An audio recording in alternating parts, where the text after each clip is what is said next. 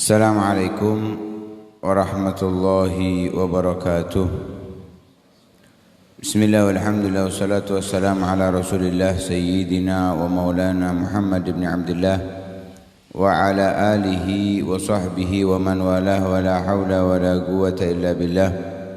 Subhanallah alhamdulillah wa la ilaha illallah Allahu akbar wa la hawla wa la quwwata illa billahil aliyyil azim. عدد كل حرف كتب أو يكتب أبد الآبدين ودهر الداهرين. سبحانك لا علم لنا إلا ما علمتنا إنك أنت العليم الحكيم. نوينا التعلم والتعليم والنفع والانتفاع والمذاكرة والتذكير والإفادة والاستفادة والحث على التمسك بكتاب الله وسنة رسوله والدعاء إلى الهدى والدلال على الخير ابتغاء وجه الله ومرضاته وقربه وثوابه سبحانه وتعالى. قال المصنف رحمه الله ونفعنا به وبعلومه وعلومكم وعلوم سائر الصالحين آمين في كتابه رسالة المذاكرة. فصل في ذكر شيء مما يترتب على المعصية من الخزي والدمار والهوان والبوار في الدنيا والآخرة. قال الله تعالى إنه من يأتي ربه مجرما فإن له جهنم لا يموت فيها ولا يحيا. وقال أم حسب الذين يعملون السيئات أن يسبقونا ساء ما يحكمون. ومعنى يسبقون يعجزون ويفوتون. وقال تعالى ومن يعص الله ورسوله فقد ضل ضلالا مبينا.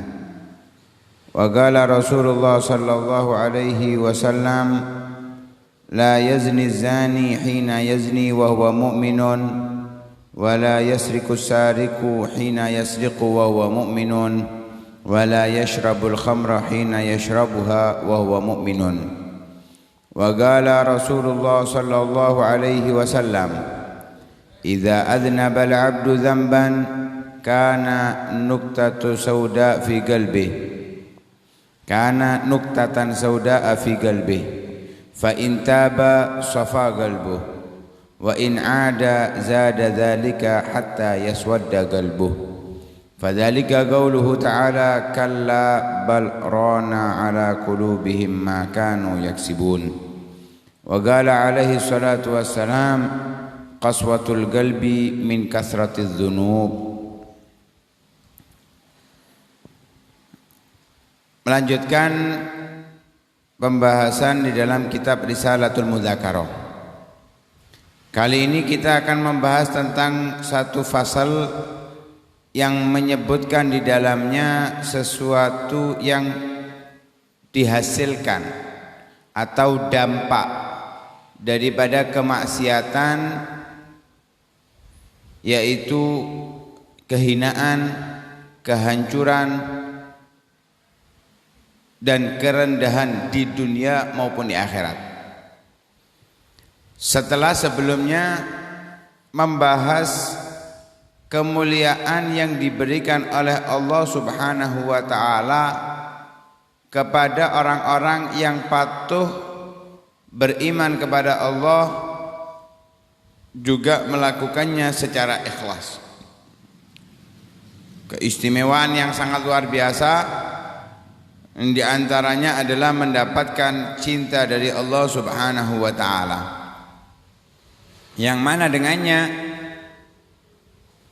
Allah akan menjadi penjaga untuknya agar tidak mudah terjerumus di dalam kemaksiatan, bahkan bisa membuatnya lebih mudah untuk menjalankan ketaatan. Selain itu, bila ia meminta sesuatu, Allah akan memberinya, dan bila ia menginginkan perlindungan dari sesuatu, maka Allah akan melindunginya. Itu di antara keistimewaan yang diberikan oleh Allah terhadap orang-orang yang patuh, tunduk, ibadah kepada Allah secara ikhlas. Kali ini sebaliknya, orang-orang yang bermaksiat kepada Allah akan mendapatkan kehinaan, kehancuran, kebinasaan, kerendahan di dunia dan akhirat dari Allah Subhanahu wa taala. Karena itu disebutkan qala Allah taala, Allah Subhanahu wa taala berfirman, innahu may ya'ti rabbahu mujriman fa inna lahu jahannama la yamutu fiha wa la yahya. Sesungguhnya orang yang datang kepada Allah dalam keadaan mujriman. Kalau arti mujriman asalnya adalah zaliman, berbuat zalim. Tapi kalau di dalam tafsir disebutkan musyrikan, mensyirikkan Allah atau menyembah selain Allah Subhanahu wa taala. Dalam makna globalnya adalah orang yang bermaksiat kepada Allah, datang dalam keadaan memiliki banyak dosa atas kemaksiatan. Maka fa inna lahu jahannama, maka baginya benar-benar tempat yang layak adalah neraka jahanam. Orang yang berbuat maksiat mati masih belum bertobat kepada Allah, maka dia akan ditempatkan oleh Allah di nerakanya Allah Subhanahu wa taala. Yang mana la yamutu fiha, orang itu tidak akan mati di dalam neraka jahanam. Enggak akan mati. Maksudnya enggak akan mati, kalau dia bisa mati enak, bisa istirahat. Orang itu kalau sakit parah, yang diinginkan apa? Wis parah, wis gak mungkin sembuh wis ini. Penyakitnya gak mungkin sembuh. Yang diinginkan apa? Wis ndang mati. Apa wis gak ngrasakno lara maning. Orang yang diazab di neraka itu berharap demikian. Berharap dia diazab itu selesai, istirahat. Mati. Dengan mati bisa istirahat dari. Lah sedangkan di akhirat kelak di neraka tidak ada kata mati. Tidak ada kata mati. Karena itu dalam satu riwayat hadis disebutkan ketika penduduk surga sudah berada di surga, penduduk neraka berada di neraka. Jadi sudah nggak ada lagi dari neraka yang masuk surga lagi, sudah selesai semuanya. Yang ada di surga masuk surga, yang ada di neraka. Itu ji'abil maut, kematian didatangkan, ditunjukkan kepada seluruh penduduk surga dan penduduk neraka. Tunjukkan, dirupakan dengan kambing. Jadi kematian itu dirupakan oleh Allah dengan kambing. Karena kalau nggak dirupakan nggak ada yang bisa paham. Ya, kita ini Al-Quran yang diturunkan oleh Allah yang kita baca setiap harinya. Mudah-mudahan kita baca setiap harinya. Itu adalah kemudahan yang diberikan oleh Allah kepada kita. Karena pada hakikatnya kalamullah, firman Allah itu tidak bisa ditulis, karena kalam Allah bukan suara dan bukan huruf.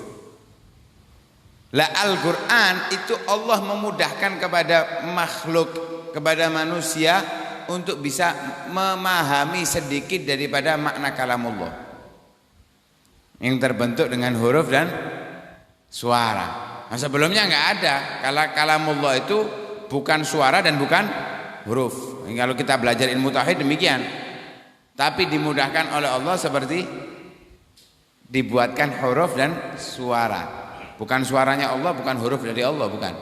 Tapi Allah memudahkan kepada manusia. Dari malaikat Jibril, dari Nabi Muhammad sallallahu alaihi wasallam.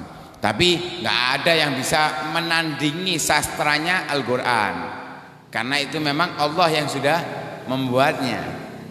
Allah yang sudah membuatnya. Alhasil kita kembali pembahasan. Kematian itu diserupakan oleh Allah dengan bentuk kambing agar mudah difahami. Setelah dirupakan kambing, disembelih itu kambingnya. Artinya kematian itu disembelih. Kemudian Allah mengatakan, ya ahlal jannah khuludan fala maut, wa ya ahlan nar khuludan fala maut. Wahai penduduk surga, abadi, enggak ada kematian lagi. Wahai penduduk neraka, abadi dan tidak ada kematian lagi. Karena itu di akhirat kelak kita semua itu abadi. Abadi dengan bantuan keabadian Allah. Kalau Allah abadi dari dirinya Allah. Tapi kalau kita abadi dengan keabadian Allah Subhanahu wa taala. Lah, setelah mendengarkan hal tersebut, penduduk surga fayasdadu farahan ala farahihim. Mereka yang sudah senang bahagia di surga mendengarkan kata-kata Allah khuludan fala maut, kekal tidak ada kematian, semakin gembira mereka, semakin senang. Yang di neraka fayasdadu huznan atau hazanan ala hazanihim atau huznihim, semakin sedih dan semakin terpuruk mereka yang ada di neraka Allah Subhanahu wa taala. Karena itu di neraka la yamutu fiha. Mereka yang ada di neraka tidak akan mati. Kalau sudah mati bisa istirahat, sehingga tidak bisa istirahat. Selalu mendapatkan siksaan detik demi detiknya. Wala yahya. Di neraka enggak hidup. Biasanya itu orang-orang kadang mengatakan tak siksa, mati gak mati, urip gak urip. Tak siksa mbak aku bapak no, mati gak mati, urip yo gak koyo urip. Lah ibarat orang yang ada di neraka, mati nggak bisa, hidup gak nyaman. Ya apa, selalu mendapatkan siksaan, seperti bukan orang hidup. Karena nggak ada kesempatan untuk bahagia sama sekali di dalamnya. Selalu mendapatkan kesusahan demi kesusahan. Loh itu katanya Abu Lahab diringankan oleh Allah setiap Senin. Ya, setiap Senin bisa minum yang keluar dari jari jemarinya. Karena sebab bahagia senang dengan kelahiran Rasulullah. Tapi tetap azab dia jalani, bukan libur. Pray enggak mendapatkan azab tapi bisa menikmati air. Nah, ada di surga, di neraka yang bisa menikmati itu kecuali Abu Lahab. Kecuali Abu Lahab yang disebutkan oleh Rasulullah dengan nas hadisnya. Diliburkan, bukan diliburkan tapi diringankan azabnya, tapi selalu mendapatkan azab. La yamutu fiha wa la yahya. Enggak ada kehidupan, enggak ada kematian di dalamnya. Jadi gak ada enaknya di neraka Allah Subhanahu wa taala. Siapa yang mendapatkan itu? Orang yang mati wafat dalam keadaan membawa banyak dosa kemaksiatan saat hidup di dunia. Nauzubillah min dzalik.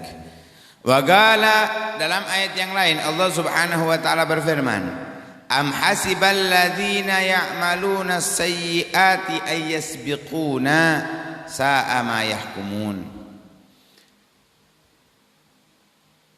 Orang-orang yang berbuat keburukan, mereka mengira bahwa mereka bisa mendahului Allah Subhanahu wa taala. Maksudnya mendahului Allah, melemahkan Allah, membuat lolos dari azabnya Allah. Ya, kita ini yang maksiat kepada Allah kadang ngira Allah Ghafurur Rahim. Kadang masa sih Allah mengadab. Wangku iso lolos, aku taubat, nanti aku bisa kembali kepada Allah Subhanahu wa taala sebelum wafat. Hati-hati. Orang yang mengira demikian, kata Allah, sa'a ma yahkumun. Alangkah buruknya apa yang mereka kira. Kenapa? Allah itu terkadang ketika ada hamba yang bermaksiat, ada yang mendapatkan teguran langsung. Lah yang dapat teguran langsung ini yang enak. Agar apa? Kembali kepada Allah. Ya, tapi kadang ada yang sadar, ada yang tidak sadar. Contoh gampangan ini loh. Kita ini sebelum adanya virus corona ini kan kadang kita penuh kemaksiatan, lupa dari Allah, ibadah kita sangat minim, maksiat kita sangat banyak. Diuji oleh Allah kena corona. Sing tukune asline laris jadi sepi. Yang kerjaannya aslinya lancar jadi menurun. Itu teguran dari Allah. Kalau kita sadar, kita kembali kepada Allah Subhanahu wa taala, kita akan mendapatkan kenikmatan. Kita akan mendapatkan bantuan dari Allah Subhanahu wa taala. Tapi kalau kita nggak sadar, ya kita akan tetap terpuruk dalam hal tersebut. Terus mengeluh terus, nggak ada selesainya. Ada yang tipe kedua orang ini dalam kondisi seperti ini pun dia tetap enak-enak aja. Ya, padahal dia bermaksiat. Hati-hati, itu adalah istidrajun minallah. Ya, tipu daya, jujuan dari Allah Subhanahu wa taala, dijuju oleh Allah Subhanahu wa taala. Sanastadrijuhum min haitsu la ya'lamun. Aku akan terus memberikan kepada mereka sekiranya mereka enggak sadar. Ya. Wa umli lahum, terus aku berikan seperti itu. Inna kaidi matin, sesungguhnya tipu dayaku sangat kuat. Mereka enggak sadar. Lah orang yang bermaksiat kok tetap mendapatkan rizki, kelancaran rizki dan yang lain sebagai kenikmatan demi kenikmatan. Hati-hati, itu tipu daya dari Allah Subhanahu wa taala. Kalau sudah waktunya tiba, hatta idza akhadhat dalam hadisnya disebutkan innallaha la yuhmil lidzalim hatta alhasil maknanya itu lam yuflithu. Kalau sudah waktunya dia akan mendapatkan azab datang, tidak akan lolos daripada azab tersebut. Karena itu jadi kalau kita menjadi orang yang mendapatkan ujian itu ingat kepada Allah, maka kita harus sangat bersyukur dengan ujian tersebut. Karena kita dipilih oleh Allah menjadi orang yang baik. Tapi kalau kita masih nggak sadar, baru sadar, kita ini harus banyak bertobat kepada Allah Subhanahu wa taala. Kalau kita tetap enak aja, walaupun ada teguran, banyak teguran, kita tetap kok masih kita nggak dapat teguran dari Allah Subhanahu wa taala, hati-hati bahwa kita akan diazab yang sangat lebih dahsyat dari Allah Subhanahu wa taala. Nauzubillah min dzalik. Karena itu jangan pernah kita mengira ketika kita berbuat maksiat kita aman-aman aja. Kita harus selalu merasa takut kepada Allah Subhanahu wa taala. Di dalam ayat yang lain Allah Subhanahu wa taala berfirman, "Wa may ya'sillaha wa rasulahu faqad dhalla dhalalan mubina." Orang yang bermaksiat kepada Allah dan Rasulnya, maka ia telah tersesat dengan kesesatan yang sangat jelas.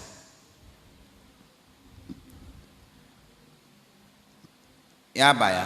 Orang itu kan manusia diciptakan oleh Allah untuk beribadah. Ya, kita diberikan kesempatan oleh Allah Subhanahu wa taala hidup di dunia. Diberikan rezeki, kenikmatan demi kenikmatan. Mata, telinga, hidung, mulut. Ini kan semuanya kenikmatan. Iki sing gorong tau kena corona, insyaallah gak ngerti. Lek wis kena corona, yo biasae irunge gak mambu ya. Ini berarti tahu. Hati-hati. Tapi enak jarine sing wis mari kena corona gak divaksin. Apa namanya? Hidung gak bau. Yo apa rasane? Hah? Irung gak mambu iku ya apa rasane? Jangankan gak bau, pilek itu pilek sing buntu, itu kan wis gak enak. Apalagi gak bisa mencium aroma. Apalagi ada yang sudah gak bisa mencium, perasa gak ada. Jadi mangan opo ae pedes, kecut, asin rasane padha, gak ono. Tidak ada rasanya sama sekali. Sampai misalnya pas kena iku ya cobaan, tuku bakso ki ono sambel, amin gak mangkok lebono kabeh. Loh, cangkeme sampean gak panas, gak pedes, gak. Wetenge sing kobong, ya. Wetenge sing kobong. Karena tidak ada rasanya sama sekali, gak terasa pedes sama sekali, kecut asin tidak ada semuanya. Itu sudah ketika terjadi seperti itu, gak mungkin orangnya nafsu makan. Kalaupun dia makannya banyak, maksa ndang waras. Alasannya ndang waras, gak ngono gak waras-waras. Maksa, padahal ya kan nafsu hasil ini. Kan seperti itu. Ini masih kenikmatan hidung dan mulut. Lah takokno wong sing gak iso ndelok. Enak ta? Gak iso ndelok. Sampeyan kan iso ndelok iki warnae macem-macem. Kalau orang sampai digawe guyonan yo apa lek wong picek nyanyi iku apa bintang kecil. Dirubah apa syaire iku apa bait syairnya itu dirubah. Bintang kecil katanya apa gak ketok kan gak ndelok ah jarine bintange cilik jarine kenapa gak ngelihat gak enak kehidupan nggak lengkap seperti itu. Lah kita dikasih oleh Allah kenikmatan seperti ini, kalau bermaksiat ya jelas ini kesesatan yang sangat nyata wis. Kalau dalam arti di dalam tafsir disebutkan faqad akhta'a khata'an mubina. Dia telah berbuat kekeliruan yang sangat nyata. Rasul sallallahu alaihi wasallam bersabda, la yazni zani hina yazni wa huwa mu'min. Tidaklah orang yang berzina saat berzina dia dalam keadaan beriman. Jadi ketika kita lihat orang berzina, maka saat ia berzina dia tidak dalam keadaan beriman. Bukan berarti dia orang munafik, tidak. Artinya dia punya keimanan tapi keimanannya sangat rapuh. Sangat rapuh lemah. Wala yasriku sarik hina yasriku wa hum mu'minun. Tidaklah kita melihat orang yang mencuri saat ia mencuri dia dalam keadaan beriman. Wala yashrabul khamra hina yashrabuha wa huwa mu'minun. Tidaklah orang meminum khamr ketika meminumnya dalam keadaan beriman. Enggak ada. Orang yang berzina, orang yang mencuri, orang yang minum khamr atau kemaksiatan-kemaksiatan yang lain, dia saat melakukannya dalam keadaan iman enggak ada. Ada yang mengatakan bukan tidak wa mu'minun, bukan tidak beriman, tapi tidak sempurna imannya. Kenapa? Kalau orang sudah sempurna keimanannya, dia bisa merasakan nikmatnya iman. Kan ada disebutkan dalam hadis, zaqa ta'mal iman man radiya billahi rabba wa bil islami dina wa bi muhammadin nabiyya wa rasula. Akan merasakan nikmatnya, rasanya keimanan orang yang ridho Allah sebagai Tuhannya, Islam sebagai agamanya, Nabi Muhammad sebagai Rasul, Nabi dan Rasulnya. Bisa merasakan. Dalam hadis yang lain, salasun man kunna fihi wajada halawatal iman. 3 hal kalau ada salah satunya atau ketiga-tiganya ada pada seseorang, dia akan merasakan manisnya keimanan. Di antaranya Allah dan Rasulnya, ayyakunallahu wa rasuluhu ahab ilaihi mimma siwahuma. Allah dan Rasulnya lebih ia cintai dari selain keduanya. Ini orang yang memiliki keimanan sempurna, dia bisa merasakan. Lah ketika dia bisa merasakan nikmatnya iman, gak mungkin dia akan bermaksiat kepada Allah Subhanahu wa ta'ala. Bahkan Imam Muhaib bin Luard ditanya, apakah orang yang beriman itu bisa bermaksiat? Ya, orang yang sempurna imannya itu apakah dia bisa bermaksiat? Orang yang sudah merasakan nikmatnya iman itu bisa bermaksiat? Gak akan mungkin ia bisa bermaksiat, bahkan kepingin gak? Ki kabeh tak takoni. Kira-kira ada jamu, roh jamu. Roh jamu enggak? Hah? Roh jamu enggak? Apa? Janda muda. Ayo. Janda muda. Mas nginep nang omah. Iki ayu sugih, sampeyan dikon nginep. Duduk dikongkon dijak rabi lho, duduk dikongkon nginep nang omah. Nolak iya apa nolak nggih? Hah? Nolake iya apa nggih? Hah? Nolake iya apa nggih? Gak ono sing enggak, wis iya kabeh, wis nggih tok. Ini kita, ya. Kenapa kita belum merasakan nikmatnya keimanan? Tapi kalau orang yang sudah merasakan, itu diceritakan. Ada orang yang dijebak dengan seorang wanita, bukan wanita biasa, bodinya bagus, dia cantik, orangnya bermartabat. Lek pelacur kan biasa ngejak, ini orangnya bermartabat. Pura-pura minta bantuan sampai di dalam rumahnya dikunci, berduaan di rumah, dijak, ngerti kan dijak apa ngerti kan? Kula panjenengan sedaya niki wis bablas wis ya, bablas angine ya. Wis bablas. Tapi karena ini orang yang merasakan nikmatnya keimanan, bingung nyari cara bagaimana bisa keluar. Ini dikunci wis nggak bisa keluar. Bingung ya apa caranya bisa menghindar dari perempuan ini. Karena dia memiliki keimanan, nggak mau, dia nggak mau, nggak tertarik sama sekali. Padahal ya wis siap, sing wedok wis siap, nggak tertarik sama sekali. Akhirnya cari cara, nemu cara satu kok. Ngomong kepada perempuan, ya nggak apa-apa wis, aku gelem. Iki kudu geleme kok awak-awakan iki dudu yo, geleme wong iki, aku gelem tapi syaratnya aku tak nang jeding sik.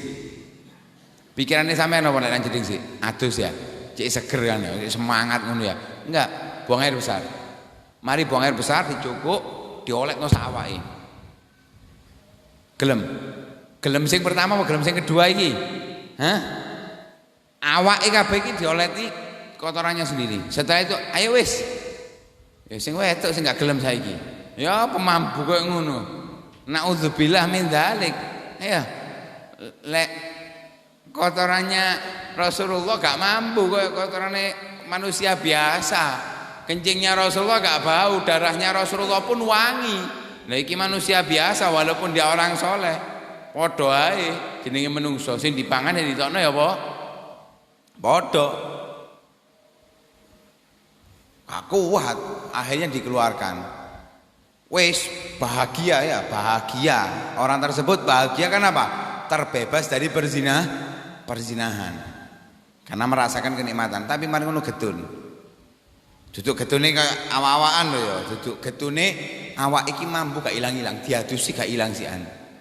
Apa ya wis seru dhewe sampean coba ndek omah wis ya. Menang jeding coba toletono. Masih omari adus ya tetep irung iku gak ilang-ilang mambune kan ngono. Sedih dia malam itu. Sedihnya bukan karena bebas dari apa gak dadi zina enggak, sedihnya karena baunya ini gak hilang-hilang. Wis adus gak hilang sampai malamnya mimpi Rasulullah sallallahu alaihi wasallam. Itu diusap oleh Rasulullah badannya. Bangun wangi. Bangun dari tidurnya tubuhnya harum, mengeluarkan aroma yang harum. Ini karena beriman kepada Allah Subhanahu wa taala sudah merasakan nikmatnya keimanan. Nah, karena itu harus kita tingkatkan keimanan kita kepada Allah Subhanahu wa taala. Dalam hadis yang lain Rasul sallallahu alaihi wasallam bersabda, "Idza adnaba al-'abdu dzamban kana nuqtatan sauda fi qalbihi." Kalau ada seorang hamba bermaksiat kepada Allah dengan satu dosa, itu di hatinya akan menjadi titik hitam. Jadi hati itu ibarat kertas polos. Ya, ibarat kertas polos yang putih. Ketika seorang hamba itu bermaksiat, itu akan tertitik satu putih titik. Satu titik. Nah, kalau dia tobat bersih. Kalau dia tobat bersih. Karena itu kita dianjurkan untuk sering beristighfar, meminta ampun kepada Allah Subhanahu wa taala. Agar apa? Agar nol terus, bersih terus. Tinggal kita isi dengan ibadah ketaatan, akan bercahaya. Tapi kalau kembali lagi, ya ada titik lagi. Kalau nggak tobat, tambah lagi. Bermaksiat lagi, tambah lagi sampai menghitam itu hatinya. Kalau sudah hitam hatinya, maka sulit nasihat. Jangankan manusia biasa, jangankan orang tuanya, jangankan seorang wali yang memberikan nasihat, Nabi Muhammad pun bahkan Allah yang memberikan nasihat secara halus dan kasar nggak akan masuk kepada dirinya. Halus ya dengan teguran-teguran ringan, ayat-ayat Al-Quran, hadisnya Nabi. Kasar dengan azab, dengan bala, musibah. Gak akan sadar kalau hatinya sudah menghitam. Karena itu dalam ayat Al-Quran disebutkan kallabal rona ala qulubihim ma kanu yaksibun. Menghitam, ternodai hatinya mereka atas apa yang mereka lakukan daripada kemaksiatan kepada Allah Subhanahu wa taala. Dalam hadis Rasulullah sallallahu alaihi wasallam juga bersabda, "Ghaswatul qalbi min kasratiz dzunub." Kerasnya hati, bekunya hati, yang dengannya sulit orang bisa menerima nasihat. Orang yang gampang menerima nasihat itu orang yang hatinya lembut. Ya, makanya kalau ada orang dikandani gak nerimo itu, orang ngomongnya apa? Cengkal yo, pengku. Itu karena hatinya atos. Kenapa hatinya atos? Karena banyaknya kemaksiatan yang dia lakukan. Min kasratiz dzunub. Hatinya keras itu daripada banyaknya dosa yang ia lakukan. Karena itu harus banyak bertobat kepada Allah Subhanahu wa taala. Karena apa? Bahaya. Orang yang keras hatinya itu orang yang jauh dari rahmatnya Allah Subhanahu wa taala. Dalam Saffatuz Zubat disebutkan, wa inna ab'ada qulubin nasi min rabbinar rahimi qalbun qasi. Orang yang paling jauh dari rahmatnya Allah, orang yang paling jauh dari rahmatnya Allah, jadi sulit untuk mendapatkan rahmatnya Allah adalah orang yang keras hatinya. Ya, orang yang keras. Apa penyebabnya? Kasratul dzunub. Banyaknya kemaksiatan, banyaknya dosa yang ia lakukan di dalam masa kehidupannya. Itu membuat hatinya atos. Kalau sudah hatinya atos, wah, untuk menjadi hamba Allah yang baik ini sulit. Ya, kalau kita sudah nggak mau menerima nasihat dari siapapun, maka tanda-tanda kita akan menjadi orang yang buruk, orang-orang yang akan disiksa oleh Allah Subhanahu wa taala, orang-orang yang akan direndahkan oleh Allah Subhanahu wa taala. Karena itu yang kita harapkan, mudah-mudahan Allah lunakkan hati kita. Allah jauhkan kita dari kemaksiatan. Allah mudahkan kita untuk beribadah kepada Allah. Allah kuatkan keimanan kita, tambahkan keimanan kita sehingga kita bisa merasakan nikmatnya keimanan. Sehingga kita juga terhindar dari segala macam kemaksiatan, dekat dengan Allah, dekat dengan Rasul sallallahu alaihi wasallam. Amin amin ya rabbal alamin. Sallallahu alaihi wasallam Muhammadin wa ala alihi washabbihi wasallam. Alhamdulillahirabbil alamin.